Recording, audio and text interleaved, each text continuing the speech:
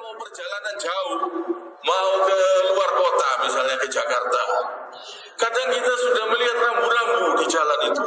Kita sudah tidak hafal jalannya.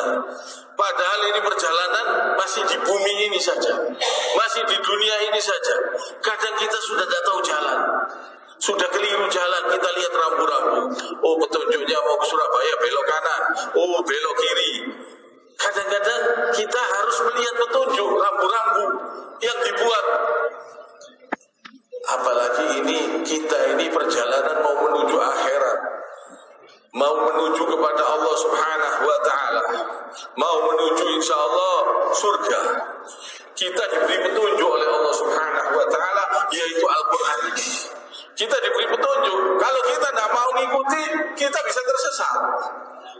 Dan kalau petunjuk-petunjuk yang ada di dunia ini, ilmu-ilmu, misalnya pergi dari Surabaya ke Jakarta, ada petunjuk-petunjuk rambu-rambu di jalan. Ini ilmu-ilmu biasa, ilmu-ilmu yang kecil. Tapi kalau Al-Quran dan hadis Nabi SAW, ini ilmu yang tidak ada di pelajaran. Ini wahyu dari Allah Subhanahu wa ta'ala yang tidak bisa dipelajari. Supaya kita selamat di dalam kubur, tidak ada ilmu yang bisa mempelajari ini selain wahyu dari Allah. Supaya kita selamat di akhirat, tidak ada ilmu yang bisa mempelajari ini selain wahyu dari Allah. Orang sampai ke luar angkasa pun belum bisa menjangkau sampai ke akhirat. Pelajaran sampai ke akhirat. Bagaimana kita supaya selamat di dalam kubur, supaya selamat di alam barzah, supaya selamat ke akhirat. Ini tidak ada di pelajaran mana saja. Ini hanyalah karunia Allah Subhanahu wa ta'ala, wahyu yang diberikan melalui Al-Quran ini, diturunkan oleh Allah Subhanahu wa ta'ala. Dan juga hadis Nabi SAW. Ini adalah nikmat yang telah dicukupkan oleh Allah Subhanahu wa ta'ala. Aku telah cukupkan nikmatku. Allah telah sempurnakan agamamu. Allah telah menyempurnakan agama untuk kalian semuanya. Dan aku cukupkan nikmatku, kata Allah. Nikmat yang paling besar itu yaitu Al-Quran. Dan aku telah ridho Islam sebagai agama untuk kalian semuanya. Jadi kita ini mau diatur sama Allah Subhanahu wa ta'ala supaya kita ini hidup bahagia.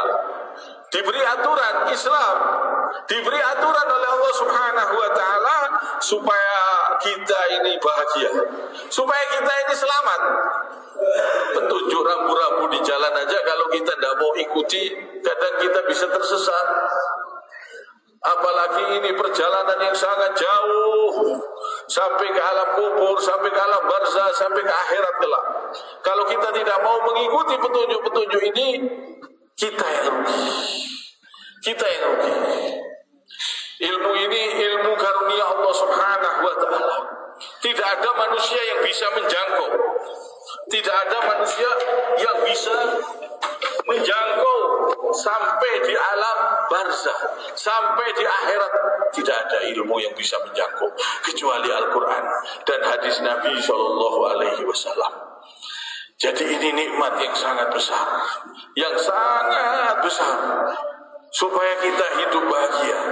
Alangkah jahilnya orang yang tidak senang kepada Islam, orang yang tidak senang kepada Al-Quran, orang yang tidak senang kepada hadis Nabi SAW.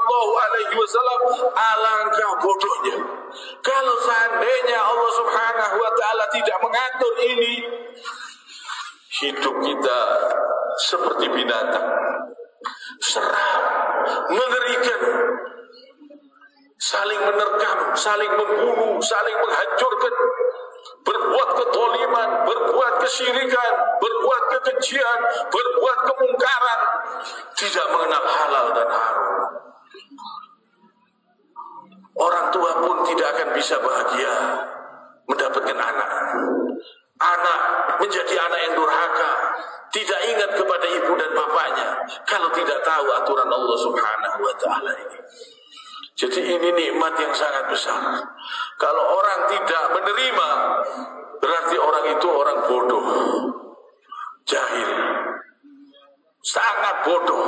Kalau tidak mau menerima Islam, sangat bodoh.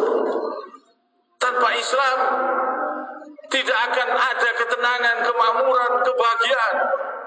Allah Subhanahu wa ta'ala turunkan Islam ini supaya manusia ini hidup aman, tenang, tentram, supaya teratur di dalam aturan Allah Subhanahu wa ta'ala, supaya jujur. Kalau tidak ada aturan dalam Islam, semakin banyak orang-orang yang bohong, orang yang mencuri, orang yang merampok, orang yang membunuh. Sudah ada aturan dari Allah Subhanahu wa ta'ala, sudah Allah turunkan Al-Quran, sudah Allah turunkan hadis. Masih ada orang-orang yang berbuat kejahatan, masih ada yang berbuat kemungkaran. Coba kita renungkan, nikmat Allah ini sangat besar, tidak bisa kita hitung. Fabi'ayyi ala'i rabbikuma tukadziban. Nikmat Tuhanmu yang mana yang bisa engkau dustakan? Tidak ada. Nggak ada yang bisa kita dustakan. Juga demikian nikmatnya Al-Quran, nikmatnya Islam, tidak bisa kita dustakan. Ini keindahan yang luar biasa, kenikmatan yang sangat besar. Bahkan kita mau masuk kamar mandi pun diatur. Masuk kamar mandi kaki kiri, keluar kamar mandi kaki kanan, masuk masjid kaki kanan, keluar masjid kaki kiri. Ini diatur sama Allah Subhanahu wa ta'ala. Sampai tidur pun diatur oleh aturan Allah Subhanahu wa ta'ala. Ini kalau kita amalkan semuanya, kita yang beruntung, kita yang senang, kita yang merasakan kenikmatan, kebahagiaan kalau kita mengikuti aturan Allah Subhanahu wa ta'ala. Juga demikian pejabat-pejabat, seluruh manusia yang ada di bumi ini, kalau mereka mengikuti aturan Allah Subhanahu wa ta'ala, mereka akan hidup bahagia. Juga demikian presiden, raja, kalau mereka mengikuti aturan Allah Subhanahu wa ta'ala, mereka akan hidup dengan bahagia. Bahagia bukan di dunia ini saja, tapi sampai ke alam kubur, sampai ke alam barzah, sampai ke akhirat kelak.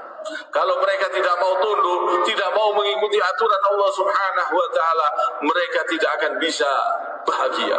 Mereka tertipu dengan kebahagiaan yang semu. Walaupun mereka memiliki pangkat, jabatan, kedudukan, walaupun mereka itu jadi raja, kalau mereka tidak mengikuti aturan Allah Subhanahu wa ta'ala, mereka akan tersiksa. Tersiksa nanti di alam kubur, tersiksa di alam barzah, tersiksa di akhirat. Kebahagiaan yang menipu yang mereka rasakan.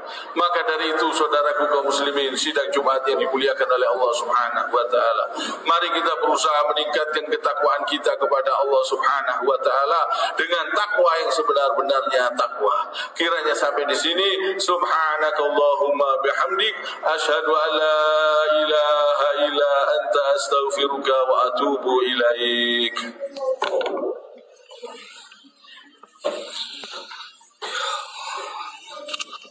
Allahumma salli wa sallim ala sayyidina Muhammad.